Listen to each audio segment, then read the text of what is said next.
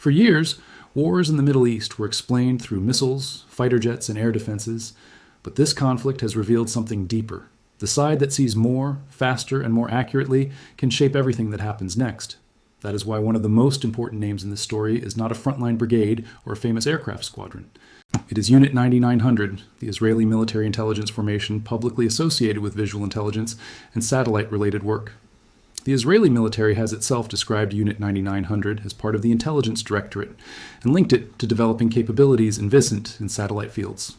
That matters, because if you want to understand how Israel gained tempo against Iran, you have to look not just at what was hit, but at how targets were found, tracked, mapped, and updated in real time. That is the real meaning behind the dramatic phrase in this title. Iran's eye went dark. Publicly available evidence does not prove some single science fiction-style space weapon suddenly shut off all Iranian surveillance. What the evidence does support is something more credible and, frankly, more significant. Israel appears to have participated in a campaign that degraded pieces of Iran's military awareness network, radars, command and control facilities, missile infrastructure, and other systems that help commanders detect threats, understand the battle space, and respond coherently under pressure. In a modern war, if those pieces are damaged together, the effect can feel like blindness even if some systems remain active. The first thing to understand is what Unit 9900 actually represents. This is not just a mapping office with a military label. Public descriptions tie the unit to visual intelligence, geospatial work, and satellite-linked capabilities. That means Unit 9900 sits in the part of the system that helps turn images into decisions. When a military spots a launcher, identifies a radar site, confirms damage after a strike, or updates a target list based on new overhead imagery, that process depends on visual and geospatial intelligence. Unit 9900's importance comes from helping convert raw imagery into something commanders can act on quickly. And, in a war where minutes matter, that speed becomes a weapon in itself. Now look at the target pattern that emerged in public reporting during the March 2026 war. Reporting from the Associated Press described Israeli and U.S. strikes on Iranian military targets, including command and control sites, air defenses, missile infrastructure, launch positions, and military airfields. AP also reported on damage to radar systems on Karg Island during U.S. operations there. Even if every strike was not Israeli, the logic is consistent across the campaign. Pressure the systems that allow Iran to coordinate, detect, and respond. Once that logic is clear, the headline stops sounding like pure exaggeration and starts sounding like a simplified description of a real operational effect. Because what is an eye in the sky in the first place? It is not one camera, it is not one satellite, and it is not one officer in a bunker staring at a screen. It is a chain. It includes surveillance assets, radars, communications links, analysts, command centers, battle maps, and the ability to fuse incoming information into a usable picture. A military can still possess missiles and aircraft, but if its awareness chain is under severe strain, the difference shows up everywhere. Response times slow down, threat classification gets harder, decoys become more effective. Air defenses may react later or to the wrong thing. Launch units may lose confidence in what they know about incoming threats. That is why a campaign against awareness can be as important as a campaign against hardware. This is also where the public conversation often goes wrong. Viral narratives love a magic key. One classified weapon, one invisible technology, one master switch that changed the war overnight. But modern campaigns rarely work that way. They work through accumulation. A radar site is hit. A command node is disrupted. A communications path is degraded. A launch site is exposed from imagery. Fresh satellite analysis revises the target picture. Follow-on strikes arrive before the defender has fully reassembled its understanding. None of those pieces, by themselves, sounds like a blockbuster headline. Together, they can generate a battlefield effect that looks dramatic from the outside and disorienting from the inside. There's another overlooked clue in this story, and it comes from the commercial satellite world. The Washington Post reported that major U.S.-based imagery firms restricted access to some new satellite imagery of the Middle East during the war. Those firms said the moves were their own decisions, not government orders. But the significance is hard to miss. Satellite imagery had become sensitive enough that access itself turned into part of the conflict environment. That does not prove a secret weapon. It proves something broader. The battle over what could be seen from above had become operationally important. When access to imagery tightens during a war, it is a reminder that the information layer is no longer secondary. It is part of the fight. That is why Unit 9900 belongs in the center of the story. A conflict like this is not just won by the side with superior explosives. It is often won by the side that can keep producing the clearest, fastest, most current picture of the battlefield while the opponent's picture starts breaking apart. If Unit 9900 helped do that, then its contribution would not necessarily appear in dramatic press briefings. It would show up in tempo, in repeatable targeting, in battle damage assessment, in faster adaptation, in the ability to revisit a site, confirm a change, and exploit it before the other side can recover. For viewers, that may not sound as flashy as space weapon. For a real military campaign, it is far more plausible. So did Iran literally go blind? No, not in the absolute sense. Iran continued launching missiles and drones during the conflict, which shows that its military system was degraded rather than totally switched off. Even public reporting that emphasized the damage also made clear that Iran remained capable of retaliatory attacks. That is important because the strongest scripts stay credible by avoiding false absolutes. The verified version is more precise. Iran's surveillance and response picture appears to have been damaged enough to increase confusion, delay reaction, and reduce confidence in parts of its defensive and operational network. That is still a major result. It just is not the same as saying every sensor went black at once. And that difference matters for another reason: audience trust. People are increasingly good at sensing when a war headline sounds too clean. Everything went dark is a powerful hook, but unless the evidence is overwhelming, it can also sound like hype. A stronger retention strategy is to open with the dramatic question, then reveal the more sophisticated answer. The real story is not that one magical device changed everything. The real story is that modern military intelligence can generate a blackout effect by breaking the links that connect vision, interpretation, and action. That is more nuanced, more believable, and often more compelling because it teaches the viewer how the conflict actually works. It also explains why space matters without turning the script into science fiction. In 2026, space-enabled intelligence is built into the architecture of modern warfare. Satellites help with imaging, tracking, warning, navigation, and damage assessment.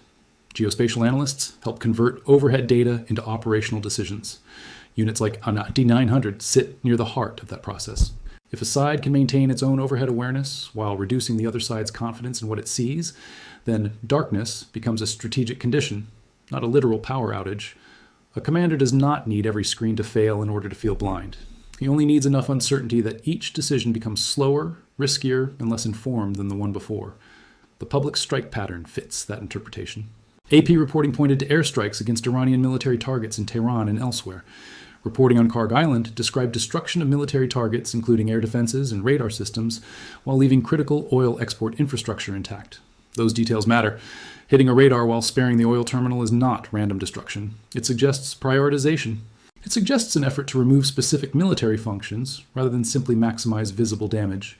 That is exactly the kind of pattern you would expect if surveillance degradation formed part of the larger campaign logic. There is also a timing dimension here that viewers should not miss. Intelligence is not just about finding something once. It is about maintaining awareness as the situation keeps moving. A launch site may relocate. A radar may go silent and reappear. A damaged facility may show signs of resumed activity. A convoy may start moving after hours of stillness. The side that can observe, interpret, and react to those changes faster gains a compounding edge. This is why geospatial intelligence units matter so much more in prolonged high-tempo conflict than they do in popular imagination.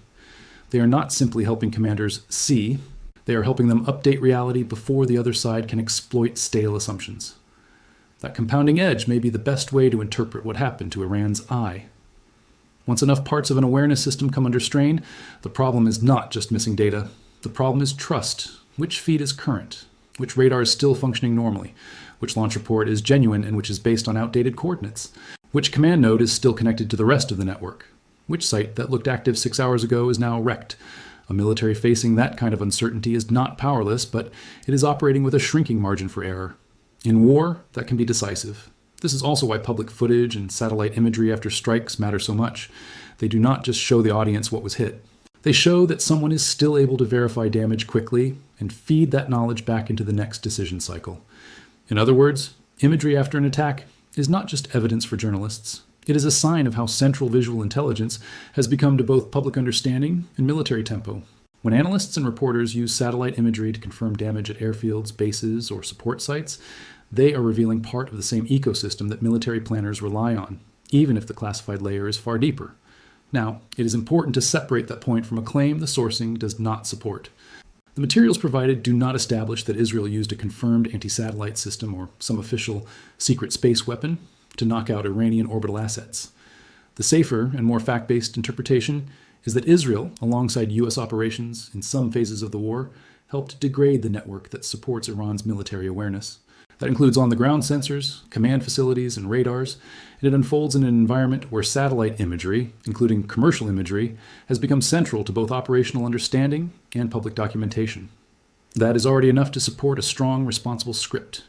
And if anything, the truth is more relevant than the myth, because the lesson here is bigger than Israel and Iran. Warfare is moving toward a model in which the key advantage belongs to the side that can build and preserve the best real-time map of reality, not just the best weapons, not just the biggest stockpile, the best map, the clearest picture, the fastest loop from seeing to understanding to acting.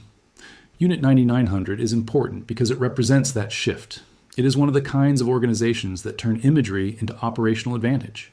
In that sense, it belongs to the future of conflict more than to the mythology of secret superweapons. Think about how that changes the meaning of a strike.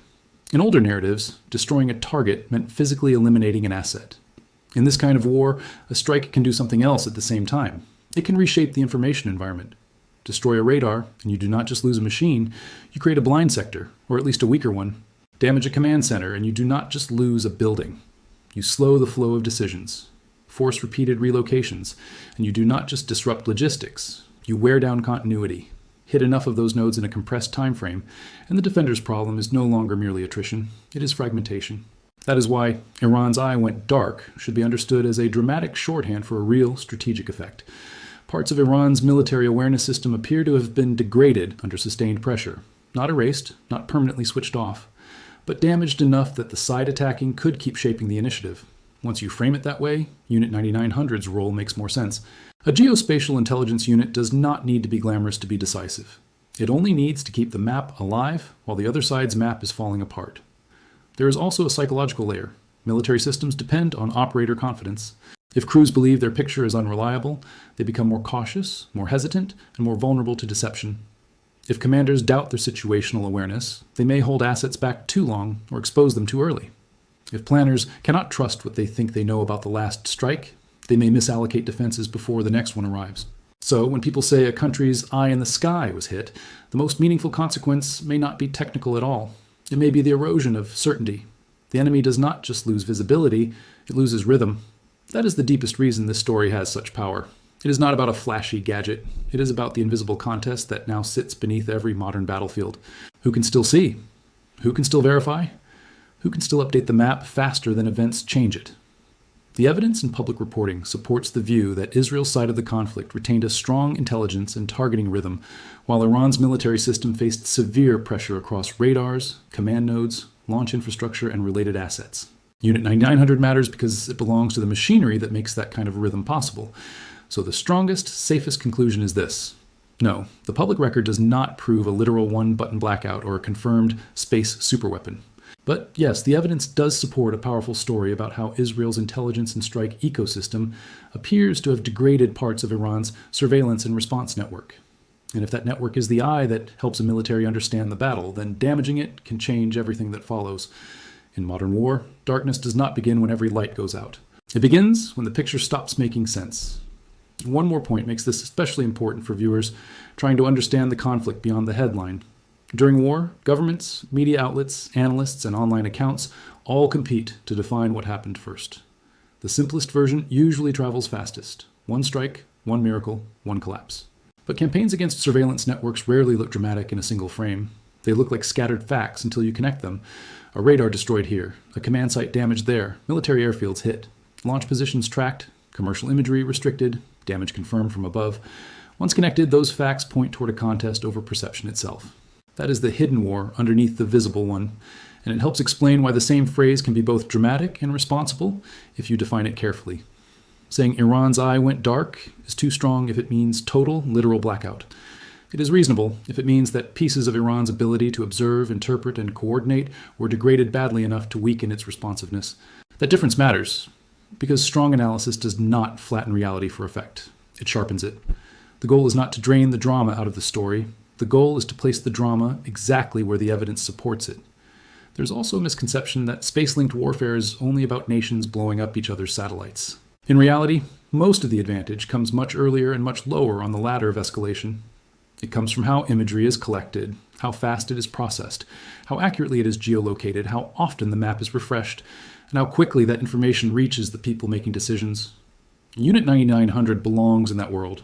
Its importance is not that it sounds mysterious.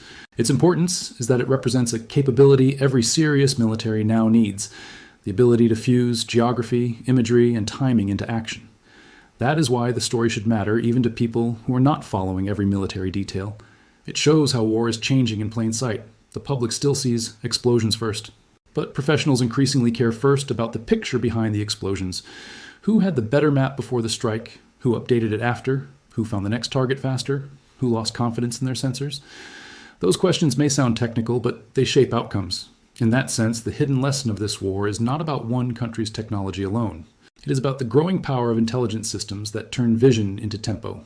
So when people hear 900 strike, the best interpretation is not that one elite unit acted alone and flipped a switch over Iran. The better interpretation is that Unit 9900 symbolizes the intelligence layer behind a wider military effort. It represents the kind of capability that helps identify, update, and exploit vulnerabilities in an opponent's network. And once a network that supports awareness begins to fracture, the military pressure on that state becomes far more than physical. It becomes cognitive. It forces decisions under uncertainty. It compresses time. It multiplies the cost of mistakes. In that way, the phrase, "the eye went dark," captures something real, as long as we understand what kind of darkness this is. Not total silence, not total blindness, not the end of all Iranian capability. Instead, a more dangerous and more modern condition, degraded awareness inside a war that rewards whoever can still see clearly enough to act first. And if that is what happened here, then Unit 9900 is not just part of one headline. It is part of a much bigger story about where 21st century warfare is heading next.